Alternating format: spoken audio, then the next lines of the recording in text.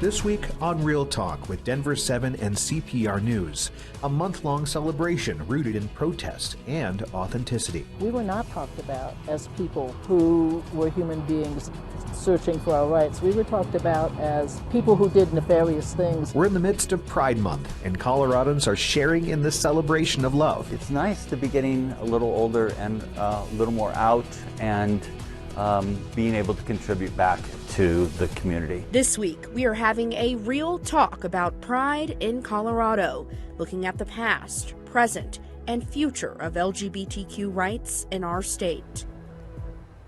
Welcome to Real Talk with Denver7 and CPR News. I'm Denver7's Micah Smith. And I'm Colorado Public Radio's Nathan Heffel. Each week in a partnership between Denver7 and CPR, we'll have a real talk about issues impacting underrepresented people across Colorado. This week, we're having a real talk about LGBTQ pride. We'll chat about the celebrations happening, the history of LGBTQ rights in Colorado, and an impactful piece of artwork addressing the current culture of our country. Let's begin with a quick overview of the history of Pride and Pride parades in the U.S. First, it's important to note that the first Pride was a protest against police brutality at the Stonewall Inn in New York City in 1969. At that time, there were laws targeting LGBTQ people, and patrons of the bar stood up against police who raided the bar. The following year, the first Gay Pride Liberation March took place in Manhattan to commemorate the one-year anniversary of Stonewall.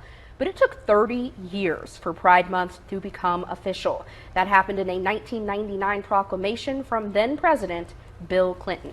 Colorado is home to one of the largest Pride events in the country, with more than 500,000 people gathering in downtown Denver for the annual Pride Weekend festivities.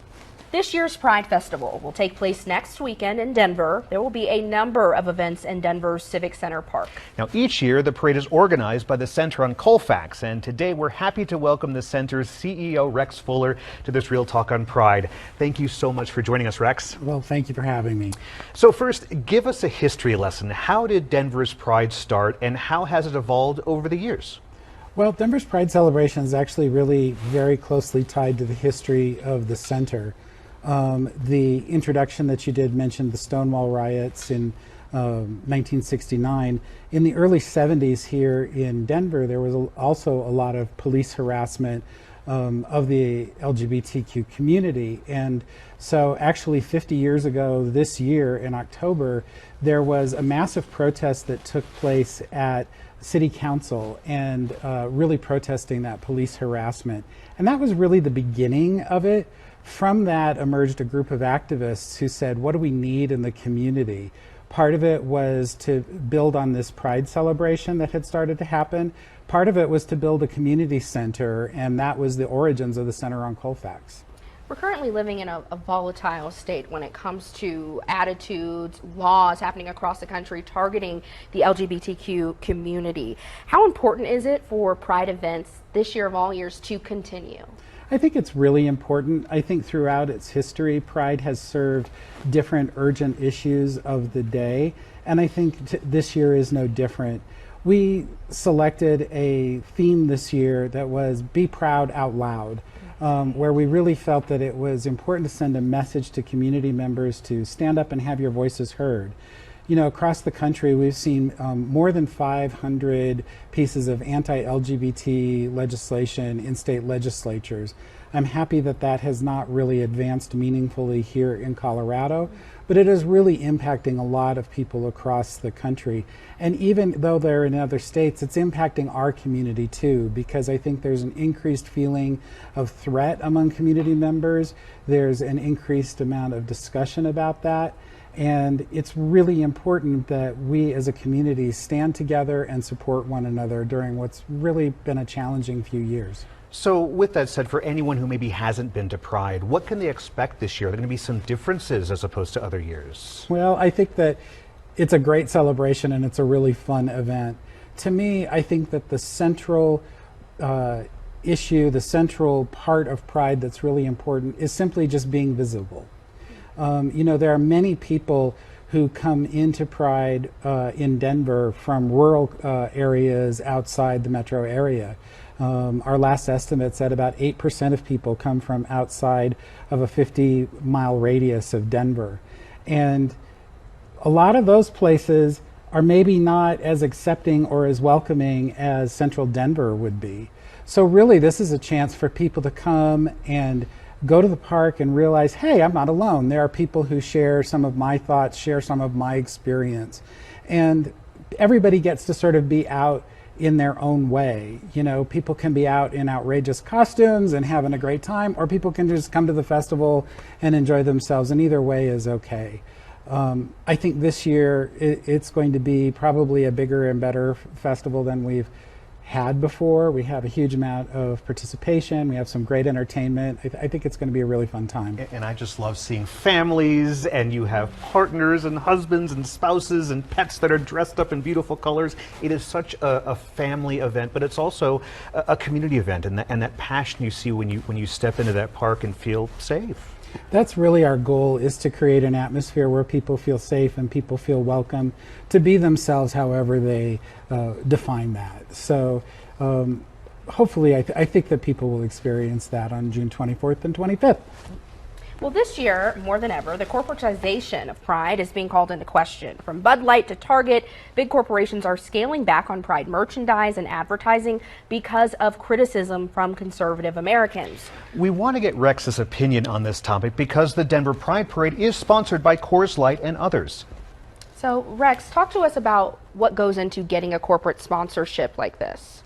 Well, I think I'll back up for just a second and say that the Center on Colfax is Denver's LGBTQ community center, and we have year-round programs serving LGBT youth, young adults, the trans community, older adults. We provide workplace training around LGBT employment topics. So there's a lot of work that we do year-round, and this event, Denver Pride, is a fundraiser for the Center on Colfax and contributes to making those programs that happen year-round possible. And so corporate sponsorship is a very important part of how we are able to make a successful festival happen. It's a free festival. There's no admission charge to come to it. So that's one of our important revenue streams as a fundraiser. Thank you for adding context to that. And I will say the Center on Colfax is very visible in the community. We see a lot of work that you're doing, and we want to thank you for all of that work. And we understand that work takes money. Yes. Well, and I think, thank you for that. And that I want to point out that we've been able to grow and improve the center, and a huge part of that comes from the support we get through Pride Fest. You know, about 12 years ago, we were able to buy a permanent building, so we now have a home in the community. This past year, we added a new program serving young adults and helping them launch their professional careers after high school. This, in the coming months, we're going to be launching a new mental health program to address the mental health needs of the LGBTQ community. And all of that is made possible because of the support of Pride Fest. Well, I want to thank you so much for joining us, Rex, for this real talk on Pride. I know we got into some important, kind of tough topics, but this is a celebration, and it's kicking off, and the Center on Colfax couldn't be done without you all. So thank you. Well, we'll look forward to seeing you at the end of the month. Yes.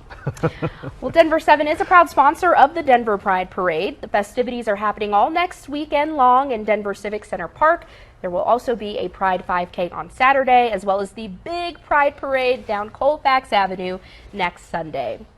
Colorado has a deep LGBTQ history, and the city of Boulder is at the center of a lot of that history. And we're going to head to the epicenter of that history with a Colorado historian to hear about the contributions made by Colorado LGBTQ leaders and allies over the decades, and why it's so important to remember their stories. This is Real Talk with Denver7 and CPR News.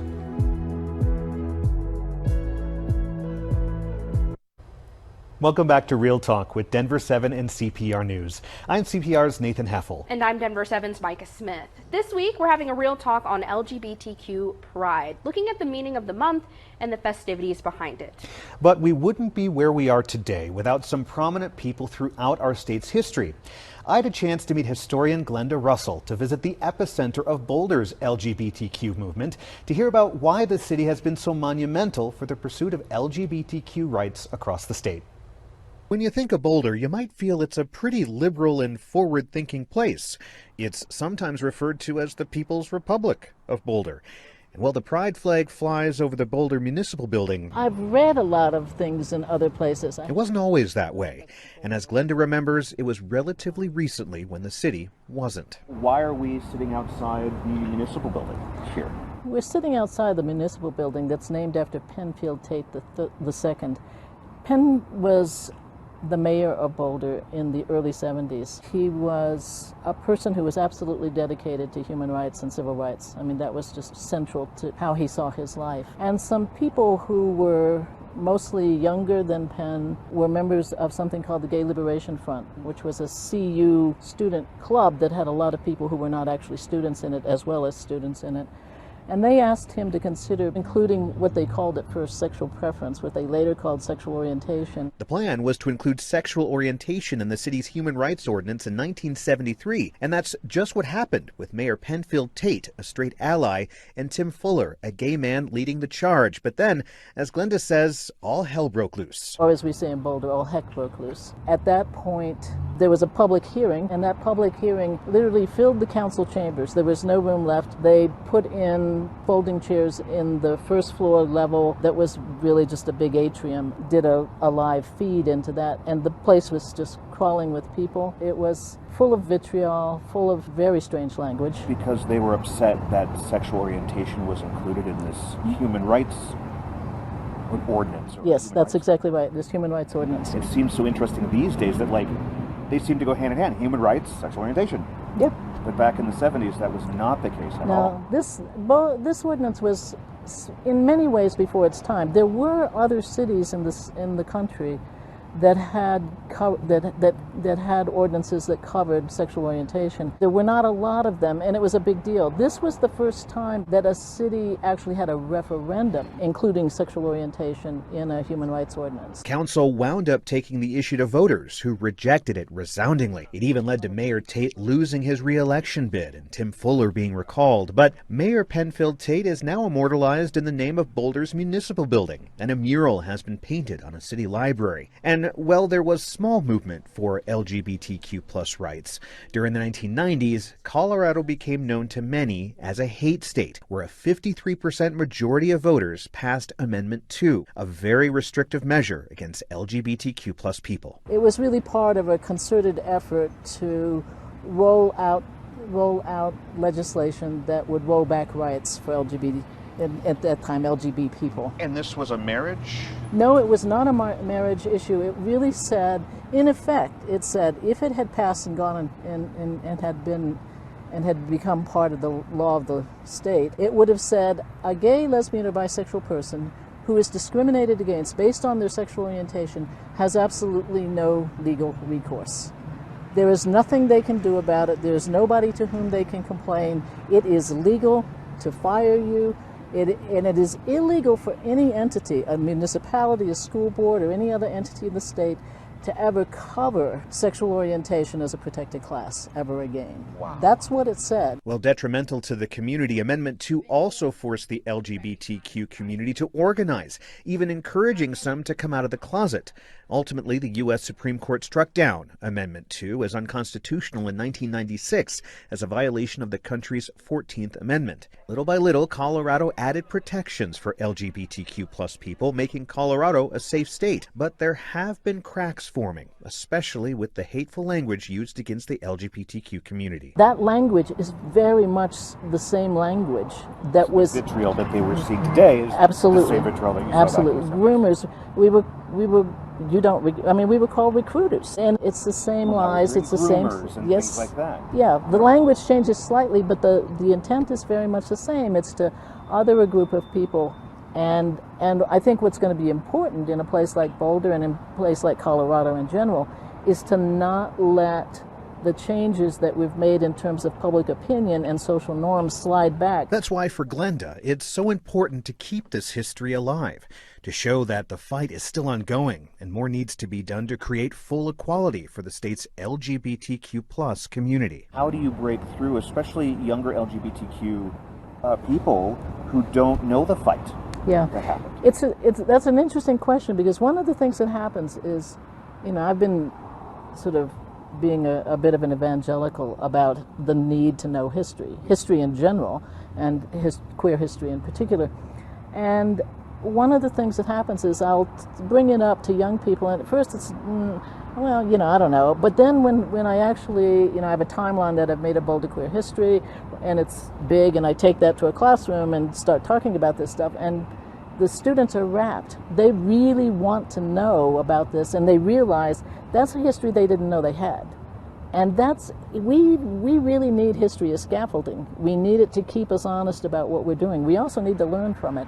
Micah, it was really cool to visit the municipal building in Boulder and to see how, even though the former mayor was essentially chastised for bringing about equal rights for the LGBTQ movement, now he's being celebrated. How far Boulder has come and Colorado has come in terms of LGBTQ rights in such a short amount of time. What I love about this is walking past some of the places you may see every day. If you live in Boulder or if you go through Boulder, they have special meaning to this movement, to LGBTQ rights. And I appreciate your storytelling, because now we know more about those places and the meaning that they hold. Yeah. So that was awesome. Good job, Nathan. Thanks. We want to make you aware of another person who played a monumental role for LGBTQ rights in the 70s. Cleela Rorex was a Boulder County clerk back then. She issued the first same-sex marriage licenses in the state back in 1975 because there was no law preventing her from doing so. That only lasted for so long. She eventually was ordered to stop by the state's attorney general at the time. It was 39 years later when some Colorado counties started offering marriage licenses to gay couples.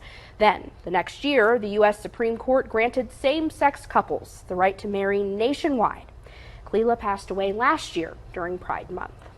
Pride is about celebrating the LGBTQ community, but it's also about protesting for equal rights. A local artist is embodying both of those ideas through his art piece that will be on display at Denver's Pride Festival next week. We hear from the artist about his inspiration. This is Real Talk with Denver7 and CPR News.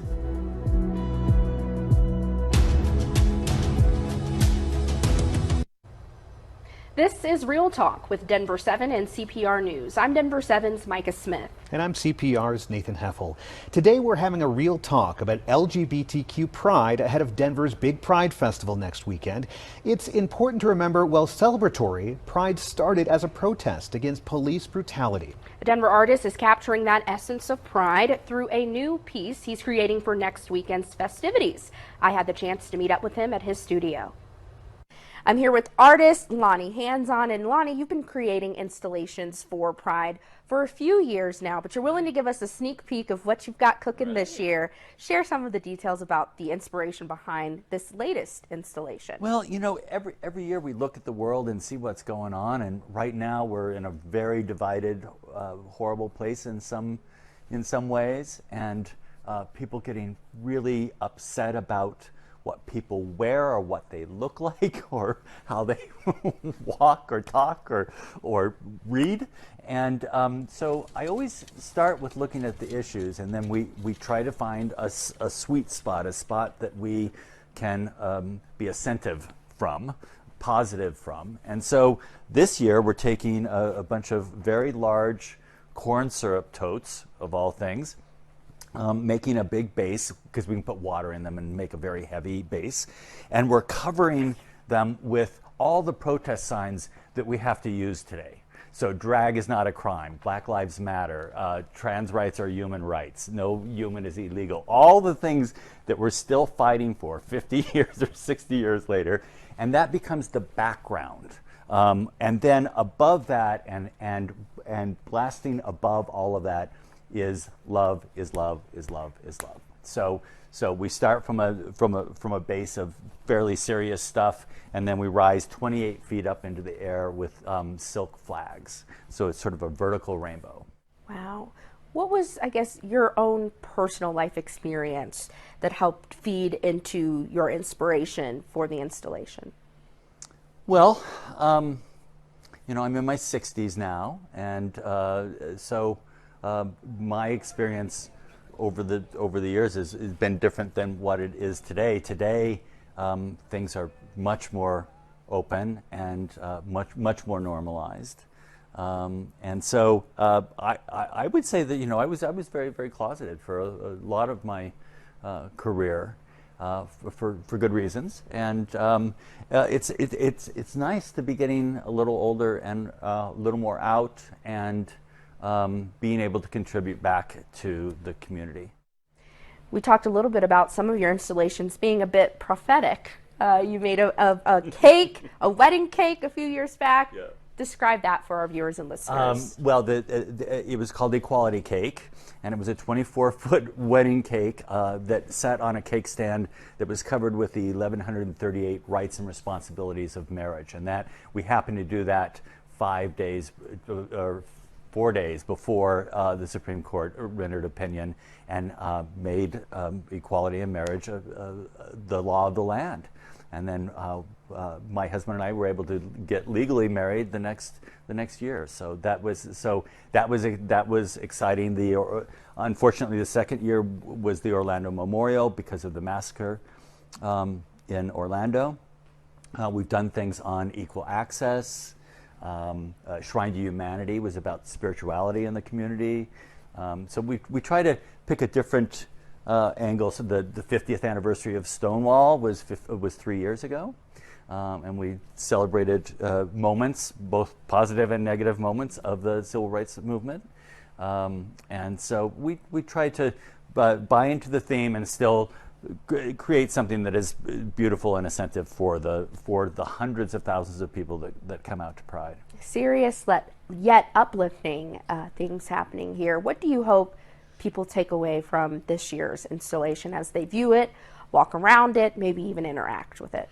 Well, we do see that people take a lot of pictures at Pride, and I hope that people will, accept, the old, I think it's Buddha, participate joyfully in the sorrows of the world. The world is a sorrowful place. It always has been, and maybe it always will be. But it's the idea is to try to participate joyfully in that. And you see with today's Pride that it's a family event. It's several 100,000 people coming together, and I'm seeing that Pride is becoming more and more about diversity and about everyone being able to coexist, which is really exciting. Lonnie Hands-On, thank you so much for joining us for this Real Talk. Thank you.